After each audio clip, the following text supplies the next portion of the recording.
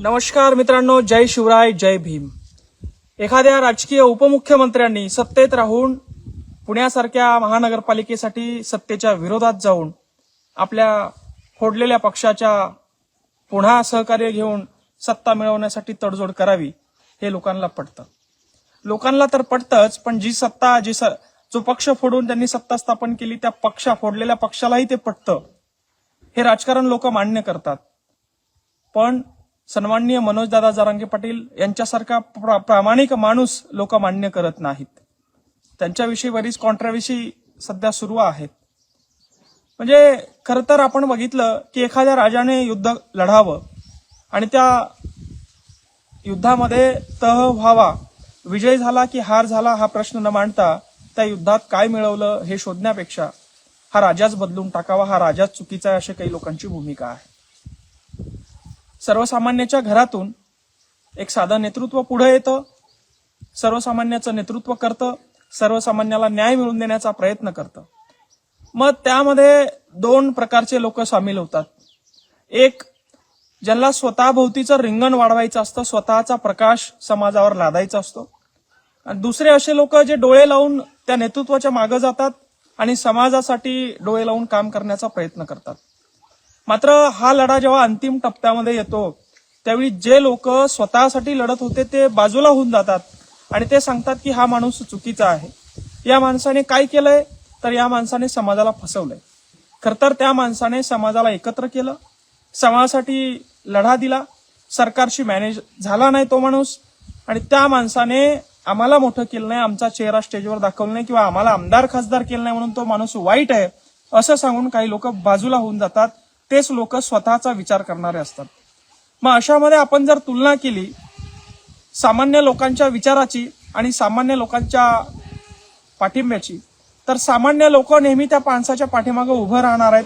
त्याचं कारण असं आहे की गरिबीतून आलेलं नेतृत्व आहे, समाजाची जाणीव असणारं नेतृत्व आहे, समाजासाठी निस्वार्थ लढणारं नेतृत्व आहे. त्याचबरोबर आपण जर या महाराष्ट्राचे मुख्यमंत्री म्हणून बघितले, ते सुशिक्षित वाटतात, ते चौथी नापास नाहीये, पण ते लबाड देखील तेवढेच वाटतात. ते सुशिक्षित वाटतात, त्यांना व्यवस्थित बोलता येतं, मात्र सत्ता मिळवण्यासाठी ते पक्ष देखील फोडतात.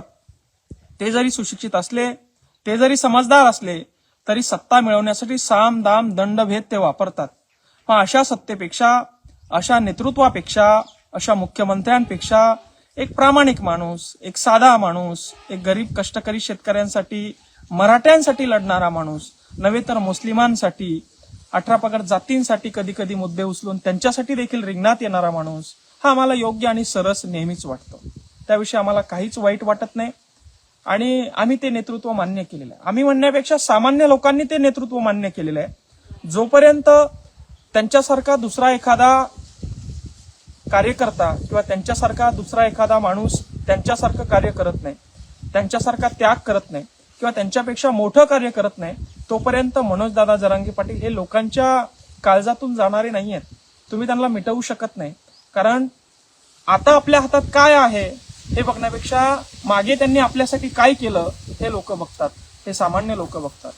मग अशा वेळी प्रश्न हाच उरतो की हे राजकीय गुंड सत्ता मिळवण्यासाठी सत्तेच्या विरोधात जाऊन विरोधी पक्षाला सोबत घेऊन, अक्षरशः भाजपसारखे पक्ष MIM ला सोबत घेऊन सत्ता मिळवण्यासाठी एकत्र येतात आणि प्रश्न ठेवतात, ठपका ठेवतात तो जनतेवर.